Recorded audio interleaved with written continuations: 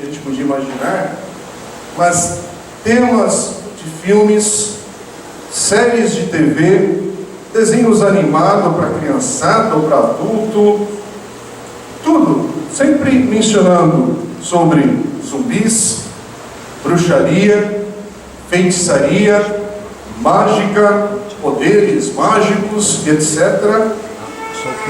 Isso sem falar, esse negócio que aconteceu no Brasil é uma coisa maluca que ninguém explica, nem Freud, sobre a questão do Halloween, que entrou na agenda brasileira e das escolas de inglês, vida social de todo mundo, que é uma festa que lá nos Estados Unidos mesmo é muito diferente do que essa ideia da bruxaria que é feita aqui. Tá? Para quem não sabe, na cultura americana, Halloween não é a ver com bruxaria, na exaltação disso, e todo mundo convive ali, sem demérito também, se você quiser criticar alguma coisa, mas a ênfase da bruxaria veio aqui no Brasilzão. Mas você está percebendo, estou falando doideira. Acho que todo mundo aqui está vendo, você está lendo, passando uma banca de jornal e vê, ou ligando na Netflix, vê os últimos lançamentos da Netflix, eu assisto tudo que cai da Marvel ali, né, para escandalizar alguns. Não vou nem falar qual foi a última série que eu assisti, não vou considerar o quê, mas eu gosto de filmes da Marvel e tal, tudo.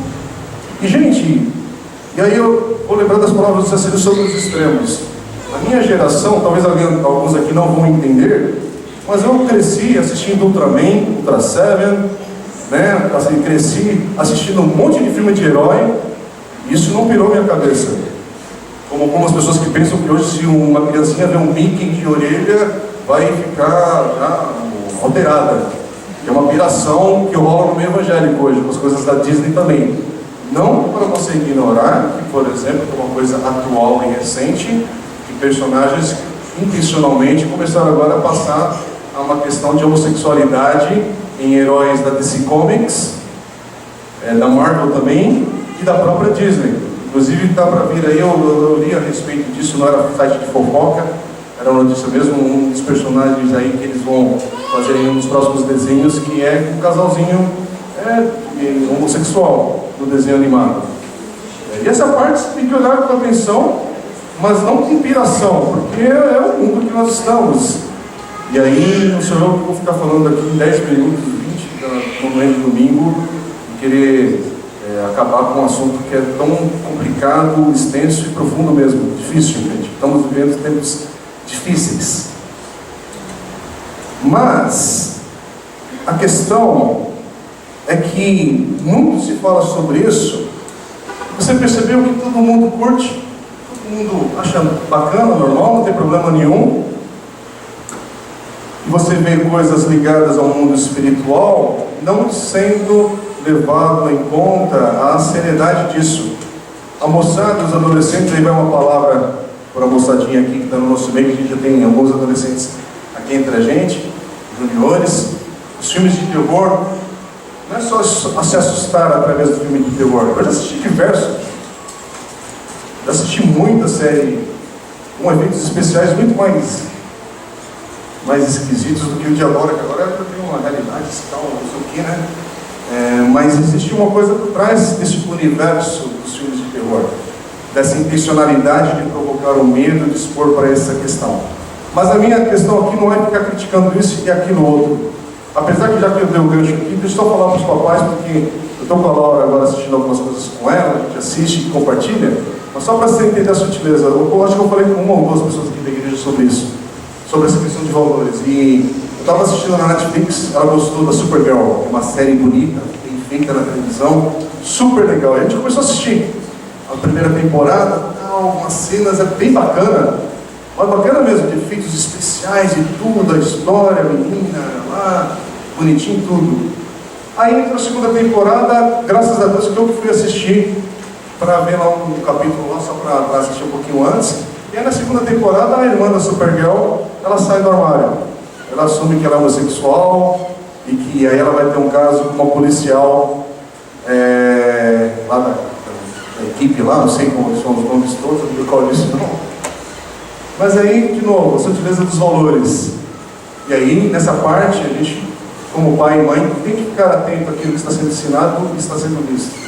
E aí a gente vai para outro assunto em outra oportunidade. Em breve a gente vai ter aqui na igreja para falar sobre essas questões, porque Tem alguns momentos que a gente precisa conversar e buscar socorro de Deus aí para saber como lidar com algumas coisas que são da nossa época.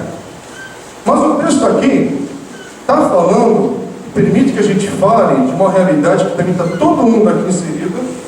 Eu quero voltar para essa temática dos demônios. Porque se eu falar o nome de zumbi, todo mundo leva para a brincadeira das séries de TV, dos filmes. E eu não sei se ficou legal, bacana, você viu aquele filme, aquela série, não sei o que, tal. E aí a pergunta é, como é que a gente trata de assuntos espirituais, mas nem para o grupão que a gente sabe que usa desses temas como uma coisa esquisita também com o nome de Deus, e aí o pessoal debocha, não leva a sério e acha que está sendo manipulado, e aqui não tenho tempo para falar sobre isso também, mas e o não falar? Vou deixar para lá. E é isso que é legal quando a gente está estudando um livro da Bíblia na sequência, porque aqui o texto faz a gente conversar sobre isso. Porque, de novo, se tivesse a oportunidade, ainda mais que estamos em dezembro, vamos entrar no Natal, a gente pudesse pular um tema para falar de demônio, a gente pulava era hoje. É dia de ceia, mas o texto nos leva a refletir sobre isso. E Marcos capítulo 5, esse início, nos dá aqui uma excelente oportunidade para ver como Jesus lida com esse assunto. Porque, quando nós fizemos a leitura aqui do texto, fica bem claro que Jesus, presta atenção, Jesus, ele acreditava que os demônios existiam. Para Jesus, os demônios era algo real. Então, se para Jesus está lidando isso como uma realidade, se você é discípulo de Jesus, isso já está resolvido. A realidade do mundo sobrenatural e da questão dos demônios. Porque o Jesus, que o pessoal nesse mês enfatiza o bebezinho, a manjedoura e tal, mas aqui é a parte que ele está crescido, enfrentando uma outra dinâmica de vida e de poderes. E aqui é um texto que Jesus não deixa dúvidas da existência de demônios. E aqui a gente vê esse encontro de Jesus com esse homem endemoniado. O texto fala que ele era um Gerazeno, que é da região onde ele pertencia. E olha que interessante, a gente vê um poder do diabo na vida desse homem, mas nós vemos a autoridade de Jesus para resgatar e libertar esse homem também. E olha que Jesus não faz um espetáculo. Jesus dá uma ordem e esses demônios obedecem. Jesus não se prolonga muito, não. E a gente vê aqui, nesse texto que nós já lemos, fica bem claro o propósito de Satanás em destruir. O propósito do diabo nesse texto é acabar com a vida desse homem e, consequente, com as pessoas que estão ao redor dele. Então não é brincadeira, mas mostra com clareza também o papel aqui de Jesus. Que Jesus veio para resgatar, para salvar, para libertar aqueles que estão perdidos.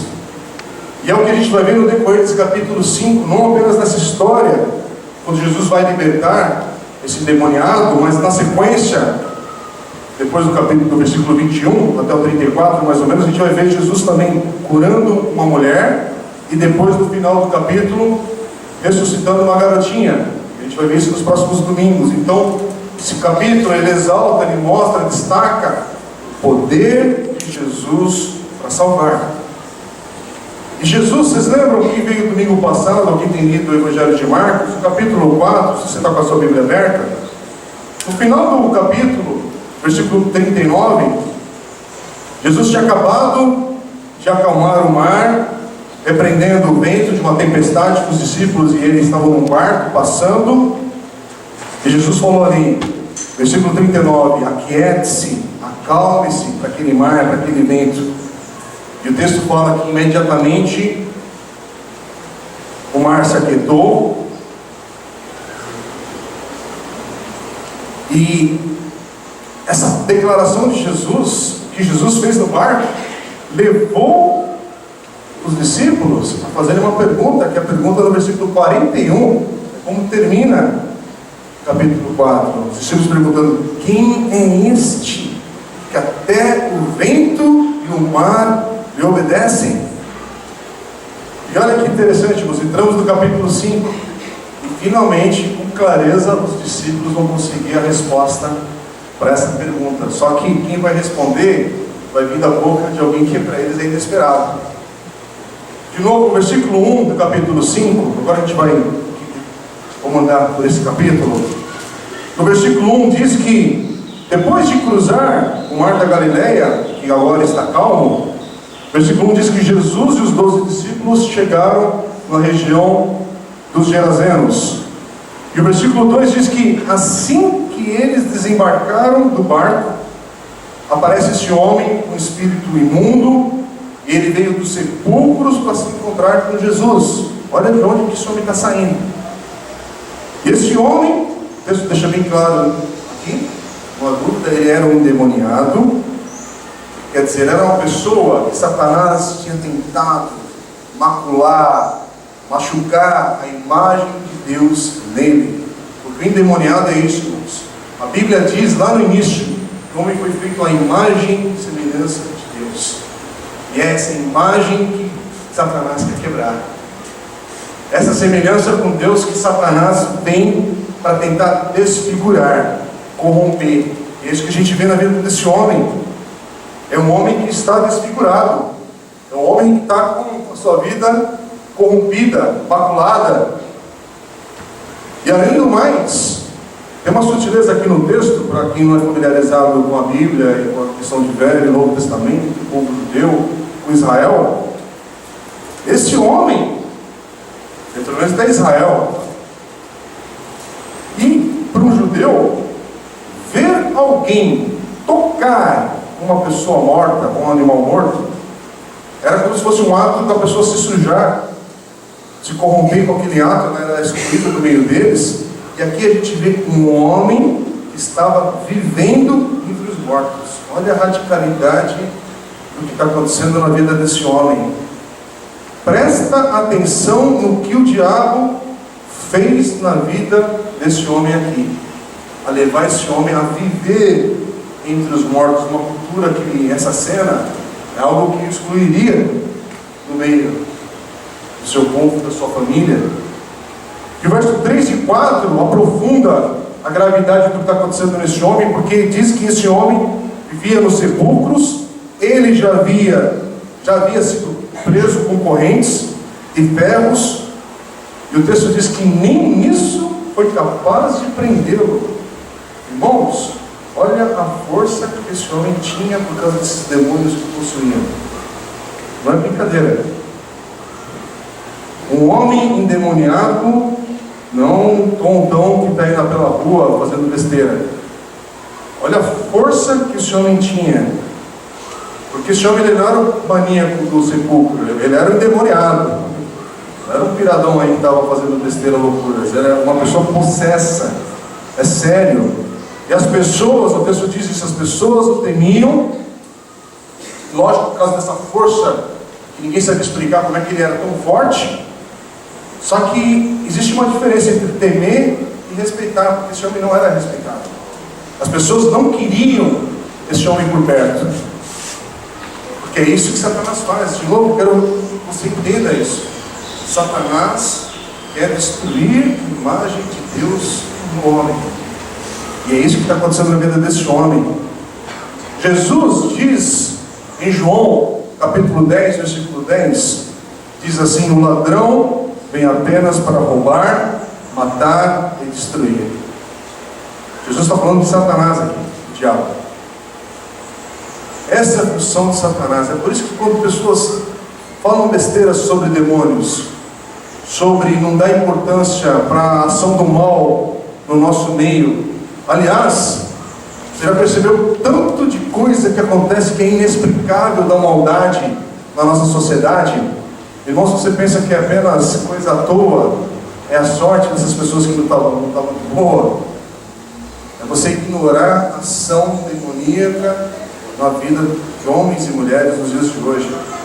E a ação de Satanás na vida de uma pessoa é essa: é matar, roubar destruir. E em João capítulo 8, versículo 44, Jesus diz também que o diabo, o texto diz que ele foi homicida desde o princípio. E aí depois, mais para o finalzinho no Novo Testamento, em Pedro, 1 Pedro 5,8, o apóstolo Pedro diz assim, que o diabo, o inimigo de vocês, anda ao redor como um leão, rugindo e procurando a quem possa devorar. Se tiver oportunidade, ele devora. Se tiver oportunidade, ele quer acabar com a imagem de Deus em você, na minha vida. Aqui, nesse texto de Marcos, está claro que o plano do diabo com esse homem, com esse endemoniado, é acabar com a vida desse homem. É interessante até que no versículo 5, é como se fosse uma referência a 1 Pedro também, que a gente acabou de ouvir aqui, de ler. Porque o versículo 5 aqui diz que ele estava gritando, fugindo aqui, né? Gritando e cortando-se com pedras entre os sepulcros e nas colinas. Eu não sei se você percebe aqui, mas talvez aqui está uma ideia da tentativa desses demônios em levar esse homem talvez a tirar sua própria vida, mas eles não estavam conseguindo. Você já viu alguém se machucando? A gente vê infelizmente pessoas que têm doenças aí de saúde mental, que infligem mal ao seu próprio corpo. É terrível de ver isso. E aqui a pessoa está fazendo isso por causa de um demônio, de uma pessoa endemoniada. Quer dizer, é um esforço, se possível, para tirar a própria vida, porque essa era a intenção dos demônios aqui, essa é a intenção do diabo. Só que algo vai acontecer que vai interromper essa cena, ou essa sequência de desgraça na vida desse homem, e a vida desse homem vai ser transformada, vai virar de ponta cabeça, gente. A loucura desse texto aqui é isso, é mostrar onde esse homem estava indo, e ele passa por uma transformação radical, porque ele vai ter um encontro frente a frente com Jesus. Isso vai mudar tudo. O versículo 6 é interessante, até porque o versículo 6 diz que ao ver Jesus mesmo de longe, esse homem, aparentemente louco, ele não é uma pessoa sã, mas ele faz algo que surpreende todo mundo ali. Ele corre em direção a Jesus, se ajoelha diante de Jesus. E aqui, mais do que você pensar como um ato de adoração a Jesus, aqui é como se esse homem e os demônios que estão dentro dele reconhecessem a autoridade de Jesus, que eles se ajoelham diante dele. No versículo 7 que diz assim: que queres comigo, Jesus, filho do Deus Altíssimo? Rogo-te por Deus que não me atormentes. E essa é a reação, o versículo 8 explica que esses demônios reagem dessa maneira porque Jesus havia dito: saia deste homem, espírito imundo. Jesus já tinha dado a ordem.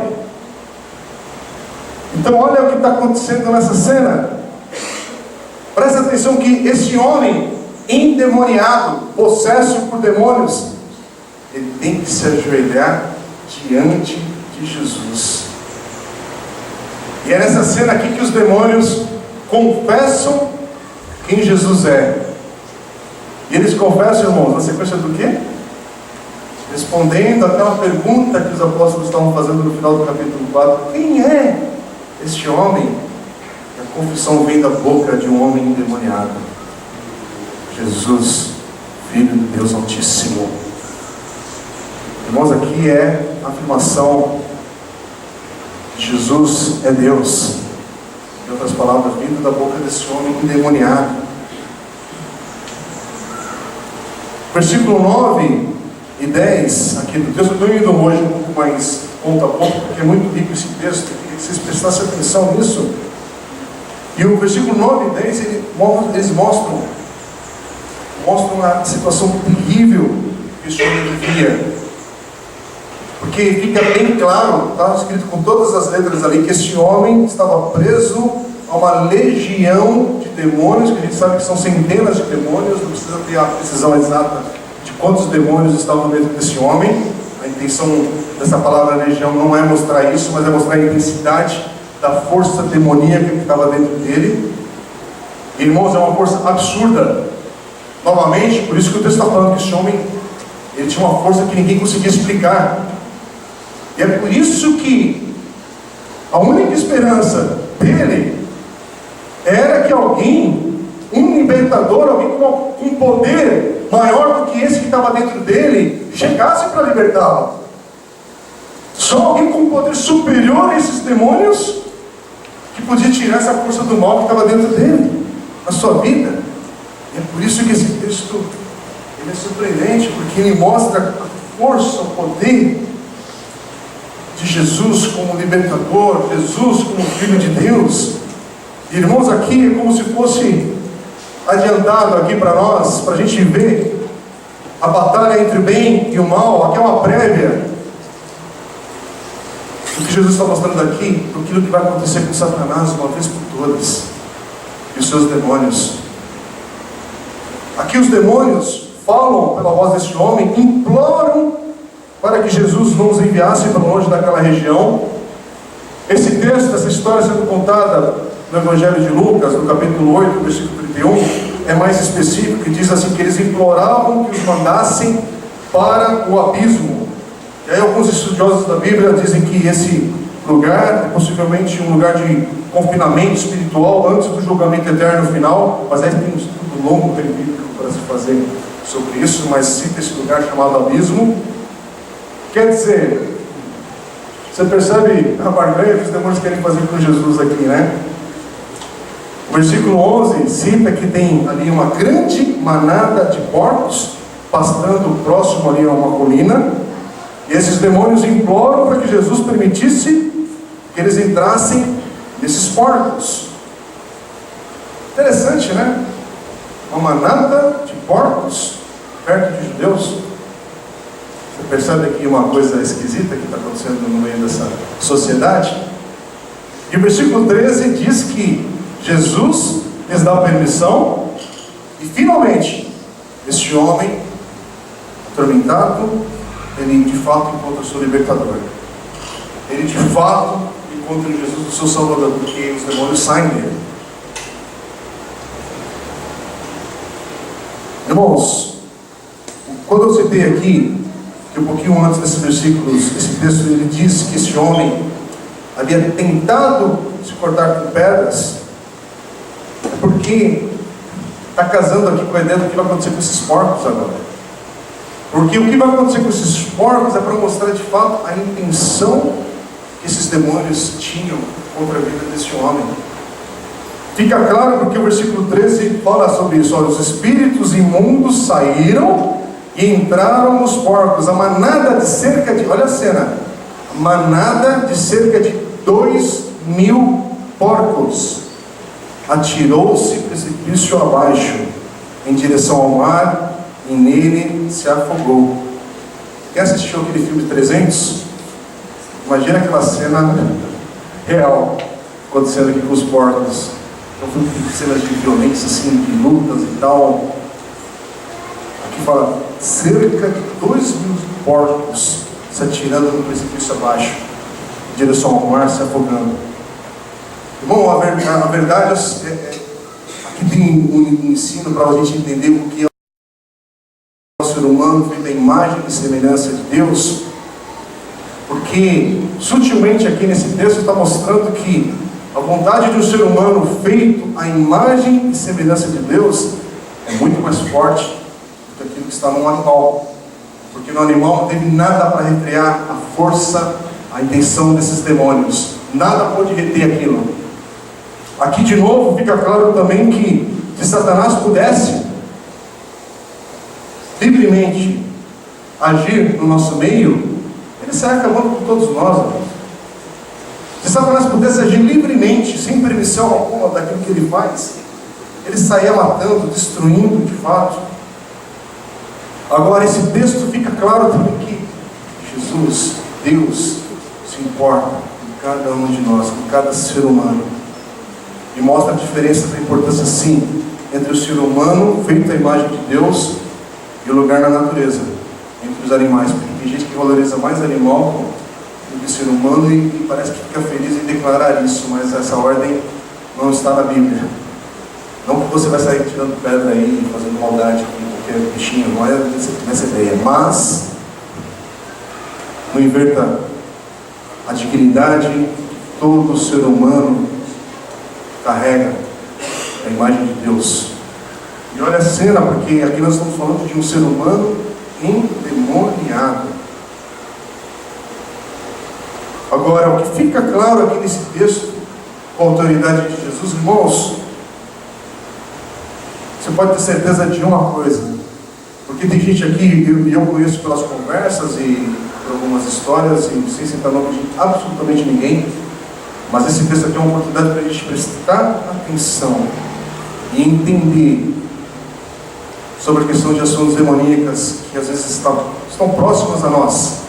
Porque tem gente, mesmo cristã, que tem um entendimento às vezes limitado, ou eu não sei, algumas questões que a Bíblia fala, talvez porque você ainda não se decorou com textos assim, estudou e a verdade de Deus revelou de fato essa verdade no teu coração, para você entender que sempre que você estiver diante de forças demoníacas, forças enviadas por Satanás, sempre que você tiver necessidade de confrontar alguém endemoniado, porque isso existe, gente, isso acontece ainda nos dias de hoje. Se você está em Cristo, por meio do nome de Jesus, que não é um nome mágico que você vai completar na frase e as coisas vão acontecer, mas é a autoridade de fato que há em Cristo Jesus, por causa do sangue derramado na cruz. Já foi derramado o sangue na cruz por Jesus, ele já ressuscitou, e é por isso que a gente tem a certeza, pelo poder de Jesus, que qualquer endemoniado, qualquer pessoa que está presa espiritualmente falando, é cativo, Jesus liberta, Jesus transforma, Jesus resgata, Jesus já abriu o caminho para isso acontecer. Aliás, talvez no nosso meio aqui hoje nós temos diversas histórias de pessoas que foram libertas de fato pelo poder de Jesus em suas vidas. A gente ouve testemunho toda hora sobre isso. E olha o que acontece na vida desse homem a partir do versículo 14, vai mostrar a transformação, a mudança na vida desse homem. Aliás, é uma mudança que está em sintonia com o que Paulo diz em 2 Coríntios 5,17. Portanto, se alguém está em Cristo, é nova criação, as coisas antigas já passaram, eis que surgiram coisas novas. Você tem Cristo, é isso, foi passado, ficou para trás, agora é uma nova vida. E aí você pensa que agora as pessoas veem esse homem livre desses demônios, é uma nova pessoa. Aí você pensa assim, agora eles vão celebrar, agora vai ter festa. Mas o versículo 15 diz que não é bem isso que acontece. Não é isso que acontece, as pessoas ficam com medo. Quando a manada de porcos se atira no precipício, cai no mar, se afogam, e aí o texto diz que os homens que cuidavam dos porcos fugiram e contaram o que tinha acontecido para as demais pessoas daquela cidade, ou daquela região. E aí o povo vai ver o que tinha acontecido, e o versículo 15 diz assim: quando se aproximaram de Jesus, viram ali o homem que fora possesso da legião de demônios, assentado, vestido, em perfeito juízo. E aí, muitos que fizeram festa, teve um culto da vitória. Não, ficaram com medo.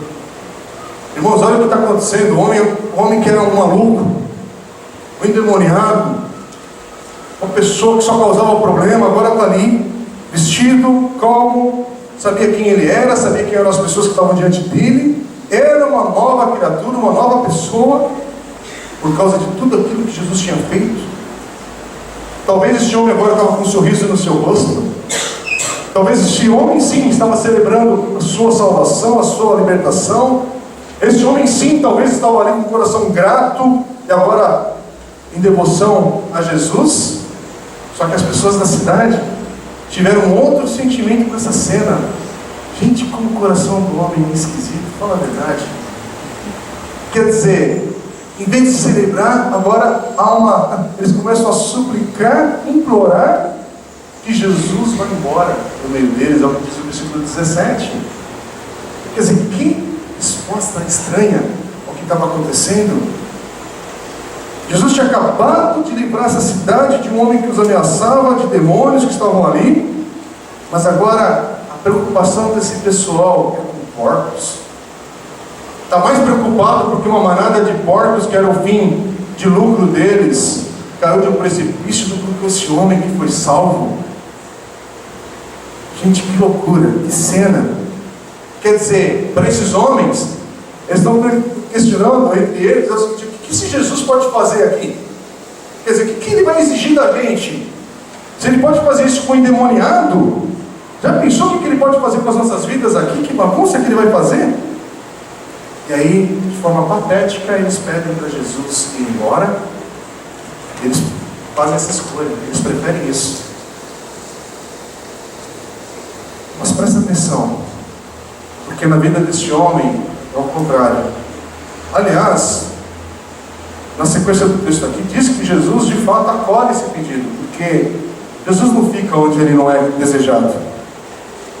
E de novo, se essas pessoas elas estavam com ignorância, com medo, qualquer outra coisa, o que é claro é que elas não desejaram a presença de Jesus entre eles.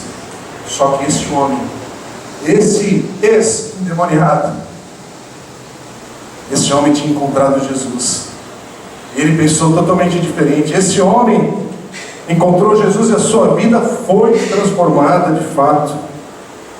Quer dizer, esse homem, ele sabia que ninguém que ele tinha se encontrado antes, ninguém, absolutamente ninguém tinha demonstrado amor e compaixão com a sua vida.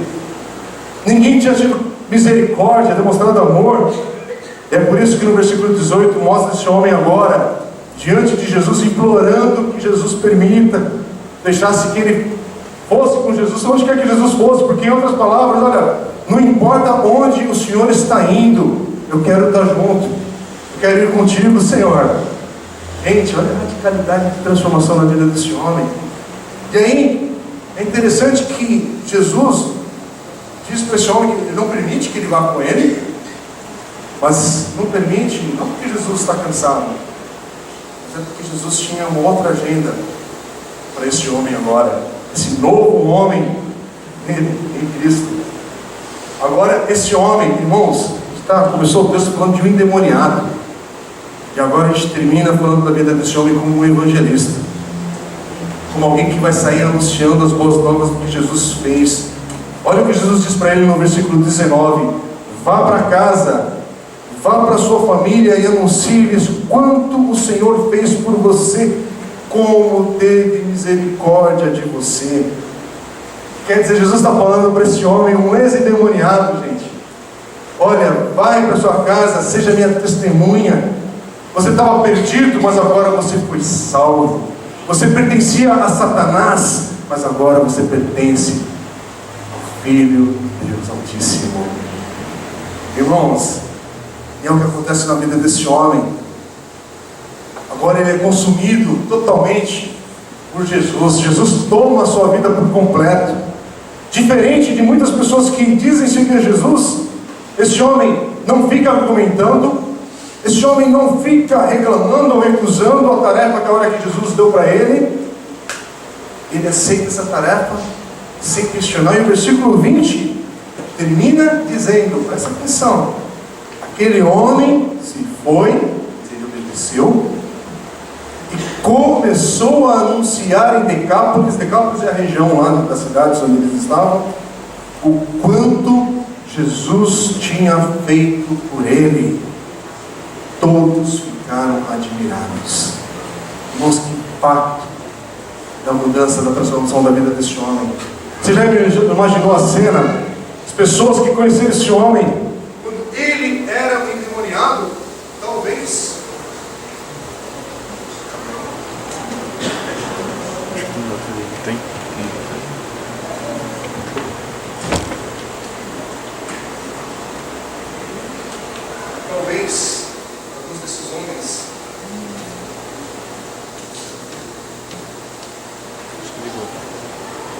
alguns desses homens é o salto da explicação, né? Vamos lá. entrando no clima da mensagem. Mas talvez alguns desses homens, irmãos, foram homens que apanharam esse endemoniado. Você já imaginou a cena? Em vez de você fugir, você vê, peraí. Ele mudou. Como assim? Ele foi transformado? Assim? Irmãos, as pessoas viram agora um homem totalmente consumido pela vida de Jesus, pela graça de Jesus. Este é um homem que podia de fato dizer: eu encontrei um homem chamado Jesus. Ele podia afirmar: ele é de fato Filho de Deus Altíssimo. Ele também podia dizer: olha o que ele fez comigo, olha o que ele fez na minha vida. Irmãos, imagina que linda história que esse homem começa a contar a sua vida. Eu não sei se você entende o que é uma igreja de Jesus, que é uma igreja onde, como nós estamos aqui reunidos, não por causa do prédio, mas por causa das vidas que estão aqui, que tiveram um encontro com Jesus. Agora, se você sabe, desculpe falar isso, porque eu me incluo nisso também, gente, para mim também. Mas você sabe por quê? Nós temos diferentes pessoas aqui com uma empolgação diferente de falar de Jesus para o outro. Sabe por que a gente tem gente aqui empolgada de uma maneira diferente da sua ou da minha forma de viver para Jesus? Porque lá em Lucas 7,47 a gente aprende que aqueles que tiveram muitos pecados perdoados amam muito, mas aquele que foi pouco perdoado, pouco ama. Não é que não ama, uma diferença na medida de amor. Tem uma diferença, irmãos, que é visível. E não é por causa das lutas da vida, não é porque eu estou passando por uma luta, não é só por isso. É por causa de vida em Cristo Jesus, de fato, de experiências de transformação. Que aqui eu não quero dizer que só quem teve uma vida de vícios, de droga, de prostituição, isso é que de fato teve uma mudança. Não é isso, mas também é.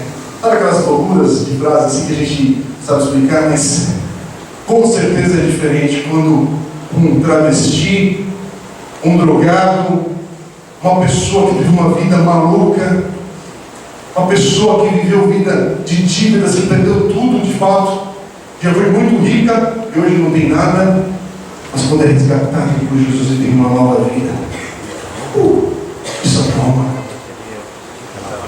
A quem teve uma vida desgraçada de fato, de pecado, de mentiras, uma vida corrupta para valer, sabe, é ver de fato se acontecesse isso, que seria um milagre absurdo. Esses homens que a gente está vendo na mídia toda hora falando sobre a corrupção, do mal que fizeram, e agirem, como a gente vê na Bíblia, devolvendo 4, sei lá quantas vezes mais de tudo que roubou, restituindo. Que não basta falar que agora é crente com a Bíblia debaixo do braço só para ter uma conduta diferente na cadeia. Não. Mudou? Ou faz como com as pessoas que a gente de fato vê na Bíblia. É uma transformação radical. Você não quer mais continuar naquele caminho. Você quer restituir o mal que você fez. Irmãos, eu não sei o que te empolga no teu coração, mas talvez hoje que não empolga o teu coração é porque teu coração está bloqueado com uma fumaça, uma cortina, que não permite você ver quem você era antes de Jesus, quem você é agora em Cristo. Sabe algumas dificuldades que a gente tem de vida cristã, de vida em grupo, de igreja? A gente sempre passa por uns momentos um pouco mais intensos de alegria no nosso meio. Tem momentos de luta, gente, em qualquer vida. Mas não deixe os momentos de luta se transformarem na desculpa para criar um bloqueio para você não ver de onde Jesus te tirou. Ou talvez você não tenha ideia de onde Jesus te tirou. E hoje, meu amigo, quero abrir teu olho pela palavra de Deus. O teu caminho era de morte, de destruição. O teu caminho era o inferno. E Jesus te resgatou desse caminho. Você que pensa que você era um bacana, mas eu não falava palavrão, eu sempre paguei meus impostos, eu sempre fiz isso, beleza. Só que o caminho de qualquer homem sem Deus era o inferno. Mas hoje, por causa de Cristo Jesus, essa sentença de morte foi revertida. Eu não era tão bacana assim, eu também precisava de um Salvador. É isso que essa mesa hoje, que nós vamos celebrar a ceia do Senhor, me lembra. É isso que, esse momento, a gente, a Bíblia aqui, é isso que a ceia do Senhor nos lembra. Então, olha para a mesa do Senhor e, em nome de Jesus, tenha vergonha da apatia que você chega à mesa do Senhor. Tenha vergonha da apatia que você chega para adorar o Senhor. Tenha vergonha da hipocrisia que você chega sem temor para adorar o Senhor. Tenha vergonha da maneira, sem peso algum, eu agora estou falando para os crentes para ninguém entender errado, da maneira sem temor que você oferta ao Senhor, sem te pesar nada, é a sobra. É a sobra, as migalhas que o Senhor te dá e você pensa que você está fazendo muito. Porque talvez você dá uma oferta até que para um é gorda, mas para você sabe que aquilo não te pesou nada. E você não tem a atitude de Davi, que fala, ai de mim de ofertar ao Senhor algo que não me custe nada. Tenha vergonha da tua indiferença de adoração comunitária com teus irmãos que foram resgatados por Jesus. Irmãos, isso chama-se pecado. Isso chama-se pecado quando você senta aqui é indiferente à ver a ação de Deus no nosso meio. Irmãos, eu estou falando do meu próprio coração aqui também. Tenha misericórdia hoje de chegar à mesa do Senhor e não entender com temor e reverência, antes de pegar do pão e do cálice, o que Jesus fez por você. Tenha Deus misericórdia de nós como igreja, irmãos. Essa igreja é bonita. Eu gosto, me alegro das pessoas que passam aqui nesse prédio, fisicamente, esteticamente, eu acho legal, tenho prazer. Mas nada substitui, gente, ver pessoas aqui. Nada substitui ver gente aqui que chegou detonada. Um casamento, assim, já estava falido. E Deus resgatou. Isso é santo, gente, no nosso meio. Crianças sendo ensinadas no caminho do Senhor. E a gente vai fazer um esforço que nem compartilhar de fazer coisas bonitas aqui. Gente, não é só para ter um móvel bonito, de grife, de sei lá o quê, não é isso. Mas para essas crianças sentirem-se amadas e aprenderem da palavra do Senhor no nosso meio, da melhor maneira possível que a gente possa oferecer para elas. Mas é lindo ver crianças. A gente pode falar, olha, existe um caminho de vida, que é bonito, é agradável, que é santo. E você adulto, tenha vergonha na cara. Você que é discípulo de Jesus e não se importar com os pequeninos do nosso meio. Ser indiferente aos adolescentes que estão crescendo com tantas inculcações.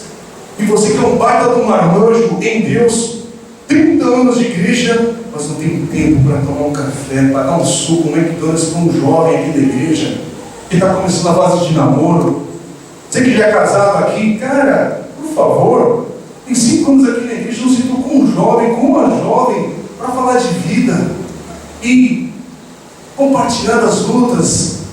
Você já tem filhos hoje, não se está com amor com casais aqui do nosso meio que não tem filhos. E em vez de cobrar, amar essas pessoas, entender a dor delas e falar, olha, eu não entendo essas coisas, mas deixa eu amar em nome de Jesus, porque, irmãos, a igreja é esse lugar santo de pessoas que são salvas e estão sendo resgatadas por Jesus. Esse é o ambiente que nós estamos, esse é o ambiente que eu quero te convidar a fechar teus olhos agora e colocar a tua vida em reverência à ação salvadora de Jesus no nosso meio. Porque, meu amigo, se você chegou aqui hoje e pensa que a tua vida não está dando certo, que há uma ação demoníaca, que Satanás fez isso, alguém levou meu nome no centro de não sei o que, isso, aquilo, outro, fizeram alguma macumba para mim, não sei o que. Olha, porque Satanás, sei lá, por causa do pecado, saiba que o único poder que pode romper com esse ciclo de nada na tua vida, de nada dar certo, a única coisa que pode de fato romper com esse ciclo de destruição na tua vida é o poder de Jesus, é a vida de Jesus, é o que Jesus já fez na cruz por mim e por você. Só Jesus tem esse poder. E eu quero orar hoje para que esse poder que Jesus permite que se manifeste no nosso meio te alcance hoje, talvez trazendo libertação de um vício. Homens que estão aqui E aí aqui não precisa de bola de cristal para adivinhar. Homens que estão lutando contra o vício de pornografia, homens casados. Não, você não está adulterando fisicamente, mas você está preso a um computador. Você está preso a valores que estão te corrompendo. Você não está prevendo a destruição que Satanás está trazendo para a sua vida. Mulheres, jovens, adolescentes, as finanças estão uma bagunça. E você entende que isso é mais fruto de pecado do que crise econômica, porque os valores estão invertidos, a forma de temor a Deus na conduta da vida diária está bagunçada. Então hoje, irmãos, é com todos nós. É com pais, é com filhos, é com jovens, é só com as crianças que Deus tem misericórdia de nós e que a gente possa olhar em Jesus e encontrar nele o nosso resgatador, o nosso Salvador, nele o único que pode nos libertar de fato. Deus querido, é no nome de Jesus, teu Filho, que nós oramos agora, Senhor, clamando ao Senhor por uma ação sobrenatural no nosso meio, algo que só o Senhor pode fazer de fato em nossas vidas, a começar em mim. Deus, nós nos aproximamos da tua mesa hoje, celebrando a ceia. Deus, com o coração que precisa resgatar esse temor ao Senhor, Pai, da tua santidade, da tua beleza, da tua pureza.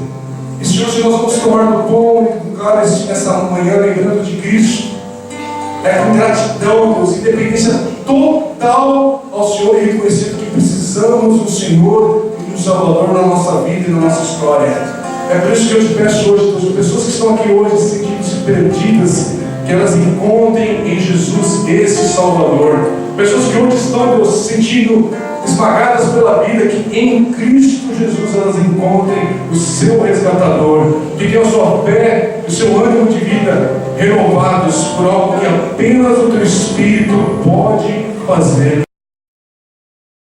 no nosso meio. E é no nome de Jesus que nós oramos e cremos. Amém. Amém.